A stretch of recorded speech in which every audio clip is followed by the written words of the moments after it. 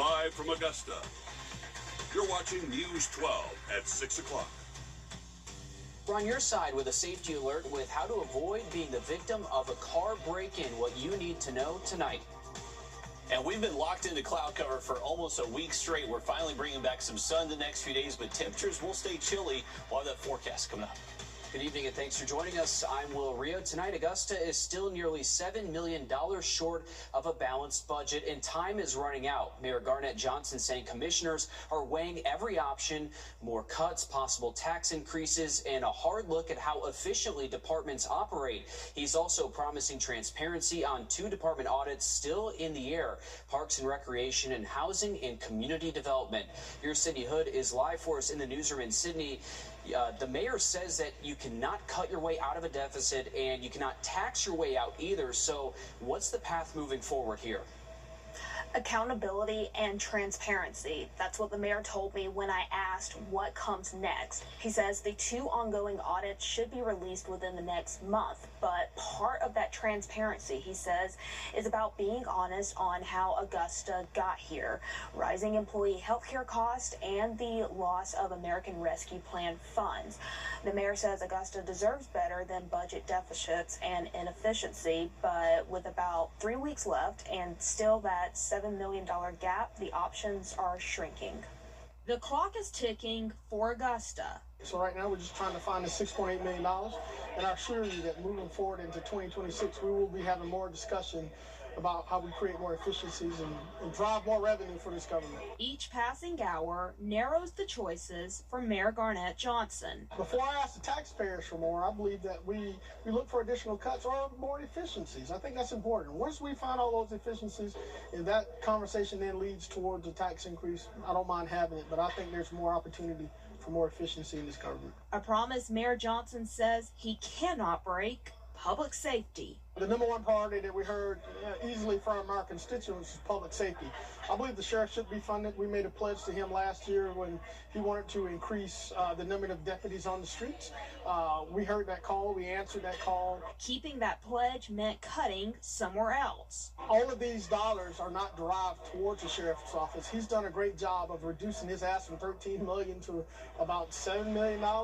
So everyone's working, and I don't think it's unfair to ask other departments to do the same. To protect jobs, the mayor backed eliminating funding for local nonprofits. It's kind of like your personal budget. If you don't have the money to give, you kind of protect your household needs first before you start giving. So I think that exercise kind of leaned more towards that. Let's take care of home first, and then when the extra dollars are there, then let's look out for organizations that do so much good throughout our community. The phrase tough conversations keeps getting tossed around, but what's even tougher is finding a path forward. People often say you can't cut your way out of this deficit. You can not additionally tax your way out of this deficit. I think it's going to take a combination of both. The clock is still running, and the choices only get harder. Now, commissioners will meet again on December 16th to try again to balance the budget. State law requires them to do this by the end of the year, and if not, the city attorney warned commissioners that the government would shut down. But the mayor told me multiple times today he is confident a budget will be balanced soon. And this is something that we are going to continue to watch closely as it all unfolds and as they continue to have these meetings. Thank you for that, Sydney. In breaking tonight, a man is arrested in connection to a fire that burned down a camper and injured a woman last week in Beach Island. 37-year-old Michael Reese is charged with first-degree arson and first-degree domestic violence. He's accused of setting the trailer on fire last Thursday at Gladys Court. This is video of the fire's aftermath. Authorities say they found a woman with severe burns when they arrived. The victim's daughter told deputies that Reese used a gas can to start the fire. Authorities tracked his phone down and found him nearby dealing with burns. We're told the victim is still in the hospital tonight. Switching gears to weather now, we'll check in with your First Alert Chief Meteorologist. Thanks, Riley. This close to Christmas, the last thing any of us need is for our cars to be broken into. But over the weekend, Grovetown police say they saw an uptick in just that and are warning you to watch out. Your Archie Dickherber has the latest on how you can avoid that fate live from the safety. Maybe a lucky spot in the southwestern CS area that briefly tops out near 50. Have a look at some warmer temps for your Wednesday, though, in just a bit. Sounds good. Thanks, Riley. This close to Christmas, the last thing any of us need is for our cars to be broken into. But over the weekend, Grovetown police say they saw an uptick in just that and are warning you to watch out. Your Audrey Dickerber has the latest on how you can avoid that fate live from the Safety Alert Desk. Audrey. Well, I spoke to many people in different communities who told me their car was broken into or their neighbor's car was. Grovetown Police Department says they are increasing patrols because of it, something Richmond County did a few weeks ago. As the holidays approach, more cars are getting broken into, and unfortunately, local law enforcement says many cases are a crime of opportunity. A sound people expected to hear but didn't.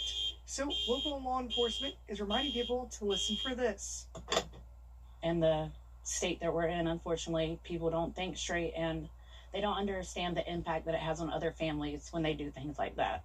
Grovetown had 6 car break-ins on Friday night alone, compared to 9 total thefts for the month of August. At about the same time, the sheriff's office was getting calls out in the county, and I've since spoken with someone at Richmond County, and they were having the same thing. So it was apparent that it wasn't just an isolated incident. Richmond County saw an increase in car break-ins 3 weeks ago, an increased patrol for the holiday season, especially undercover. What we see is these are crimes of opportunity. These folks are pulling on door handles. They're not wanting to bust windows because it draws attention to them. Okay. Some of them, yes, they can punch a window, but they know that they are taking a risk of, does this vehicle have an alarm? All during a time when people should be giving to each other, but instead are doing the opposite. But I did have my firearm in my vehicle, and it was taken out of my vehicle, and I reported it to Grovetown Police.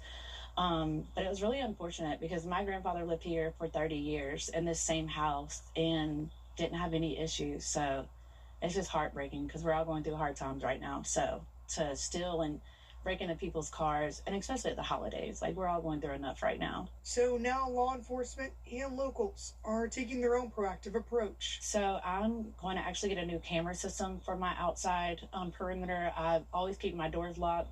I also have put cameras inside my home so that it's at the back door, it's at my windows, my front door, and it notifies me of anything.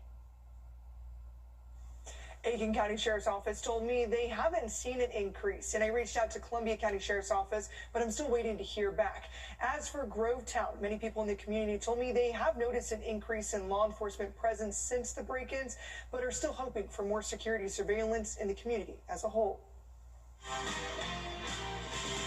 Breaking news just into our newsroom. The GBI has charged a man with the murder of a woman found dead in Swainsboro. 34-year-old Amber Fields was found dead in her home on North Coleman Street Extension. A family member found her after she did not report to work, according to the GBI. Now 40-year-old Charles Davis is being charged with felony malice murder in her death. And we're working to get a photo of Davis tonight. If her name rings any bells, it's because she survived an attack back in 2011 that nearly left her brain dead. She underwent major surgery, and doctors warned her family that she might not survive. Her boyfriend, Jason Browning, was sentenced to 20 years for what prosecutors called a drug-fueled attack. He was released on bond in 2023, but as we said, a different man, 40-year-old Charles Davis, is charged in her death now. We're getting a better idea of just how much more money our area will get from FEMA after Hurricane Helene. Richmond County leaders gave updated numbers on reimbursements so far. In all, Richmond County asked FEMA for about $82 million to cover damages and recovery. More than $35 million in reimbursements have been paid out. Another $13 million in reimbursements are pending, and $28 million are still under review. Now, it comes as the aid reimbursement for North Carolina has surpassed $1 billion. Secretary of Homeland Security Kristi Noem announced an additional $33 million in recovery projects, which pushed that total past the $1 billion mark. In Georgia, FEMA says it spent about $541 million, and in South Carolina, nearly $400 million. This includes both housing assistance and public assistance for community recovery. And coming up, a highly anticipated update on a project is coming when we can expect drivers to see this project finally finished, Riley. Well, we are looking to hang on to some chilly temperatures again tomorrow. Waking up at the bus stop in the low 30s, and afternoon highs will likely stay in the 40s most of your Tuesday. Warmer weather shows up Wednesday. We'll have a look at that for you just after the break. Time and Temp, brought to you by your First Alert weather team. Join us right here on WRDW News 12 at 11 a.m. for Warren A Way of Life. Visit us anytime online at warren.church for more information. When it comes to choosing a lawyer after an accident, local experience matters. I'm Austin Jackson. I've been helping accident victims in Augusta, Aiken, and the entire CSRA for over 10 years. And I'm ready to help you right now. Call Austin Jackson, the Augusta guy. Farmers Home Furniture is celebrating. Thanks, Riley. And Aiken plans are coming together for the future of Hotel Aiken and a new parking deck. In all, we're looking at a $45 million investment into the city by Oliver Hospitality if city leaders approve it. Now, the focus is on the historic Hotel Aiken, a historic landmark that's been in disrepair and without guests for years. The hospitality group wants to revitalize it while preserving its historical elements. And with the hotel comes parking. Around 200 new parking spaces would be created, serving both the new Hotel Aiken as well as nearby businesses and nearby apartments. City leaders are meeting tonight to discuss it. Of course, we'll let you know what happens. On Aiken's Whiskey Road, traffic can be a nightmare, especially when schools release for the day. The Powder House Road Connector Project will divert traffic from East Pine Log Road and hopefully ease some of that traffic pain. Your Gunter Schroeder joins us live tonight from Aiken on Oak Grove Road. Gunter, you have an update on the progress tonight. Yeah, well, as you mentioned, Will, many people I spoke to today said that they've seen Aiken grow at a rapid rate over the years, but they aren't sure if a project like this would allow for more growth in the coming years. However, a lot of people that I spoke to today said they would feel safer on the roads, especially during rush hour. 9 years ago, Stephen Frazier was riding his motorcycle in Aiken when his life changed. They were in the media, and they basically like they were behind another car, and I guess they got impatient and basically followed that car in and did not yield for me. 7 pins in my knee and in my tibia and fibula. It's a plate and 4 screws. He still works at Ferrando's Pizza as he did then and still sees accidents during rush hour. As soon as I turn in, I'm like, there was a wreck here because you can see the glass on the ground. I haven't seen no, like, I'd say probably like 20 wrecks over the past couple of years. But down the street, progress is underway on a solution to divert that traffic and reduce traffic flow on Whiskey Road by up to 18%. The base, then they put the curbing in. So yes, it'll start looking like a traditional road construction project now. That's coming along on budget and on time, and we're very pleased with that. The project's estimated to finish between the end of 2027 and beginning of 2028. Something Frazier says could make him feel safe to ride a motorcycle again. Everybody's got to work and everybody's got to go to school. And we all want to go out with our families to do things afterwards. We just got to be safe when we're out there.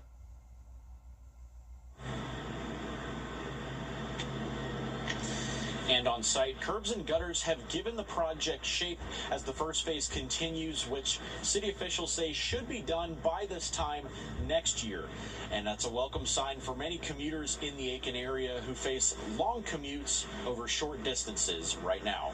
All right, thanks, Gunter. Definitely a project many in Aiken are looking forward to being finished. Thank you for that progress update. Ahead in sports, fresh off winning their first state championship in 20 years, a Strom Thurmond Rebel brings his football journey full circle. First Alert Radar, powered by Jim Hudson Automotive Group. Christmas bells are ringing at the Dixie. On your sideline. Sponsored by Chandler Law Firm. The Jags are on the hunt for a new athletic director after Ryan Urlacher announced his resignation today. This announcement coming in the last few hours. Urlacher stepped into the role in August of 2022. He followed longtime athletic director Clint Bryant, who held the position for more than 3 decades. Right now, we're still working to learn why Urlacher stepped down. The university says it does not comment on personnel matters. In the interim, Melissa Burkito, the assistant AD for internal affairs and the Jags softball coach, will fill the role. She also served as a temporary director after Bryant's retirement. A search for a new AD begins immediately. Early signing day wrapped up last week, but one Strom Thurmond Rebel didn't put pen to paper until today, not wanting to distract from his team's state championship run. Joe Dorian has more from Edgefield County. Fresh off the heels of winning the school's first football state championship since 2005, Strom Thurmond's Caleb Simpkins is now off to the next leg of his playing career, Campbell University. I thought it was going to be like, I thought I was going to cry a lot, but, you know, it hadn't come to me yet. Just being in this place is special to me, and just knowing that was my last time and the performance I put out, I can sleep great. In his final performance as a Rebel, Simpkins made every snap count, taking a fumble recovery to the opposite end of the field, scoring a receiving touchdown to add to Strom's lead, and forcing a 4th-and-1 stop when his team needed it most. Offense and defense the other night, he did it, so he played his best when the lights were brightest. Coach Andrew Webb and Simpkins both set foot at Strom Thurmond at the same time, each of them learning from one another, not ready to say goodbye. I think we went through every up and down together. We had a lot of personal talks, a lot of talks about family, and just, I love him, always. You know, he was the only freshman playing my first year here, and to watch him grow 4 years, you know, it's been incredible. So we've been through a lot of ups, a lot of downs, but always, always, always together. Although he likes the chaos of playing both sides, Simpkins will stick to one in college, electing to play safety for the Camels while also pursuing a degree in physical therapy, chasing future goals right off of previous accomplishments. Reporting in Edgefield County, Joseph Doring, on your side. Congratulations to Mr. Simpkins and also the Strom Thurmond Rebels. Congratulations on an awesome state championship victory right there. Looking at our 3-degree guarantee brought to you by Tub Doctor. Our forecast 50, actual high 50. We got $50 more heading towards All In for Miller. Have a quick look at that forecast coming up. Trust Chief Meteorologist Riley Hale for your first alert. Clue live on Miss It. Christmas has arrived at Kitten Caboodles with so many beautiful ornaments for your holiday tree. Check out their huge selection of holiday decorations, and there's even a special section for pets. They also have Yankee candles, Thompson's super scented candles, and many other brands. And you can celebrate your favorite collegiate team with a special ornament for the tree. Make Kitten Caboodles your first stop during the holidays and delight everyone on your shopping list. All right, one last look at that 7-day outlook. Remember, for tomorrow, it does stay cold. Temperatures well below average Tuesday afternoon in the upper 40s. But finally, for the first time all December, we're up to 60 Wednesday. Thanks, Riley. More coming up on 26 News at 7 and News 12 at 10 and 11 o'clock. Thanks for watching.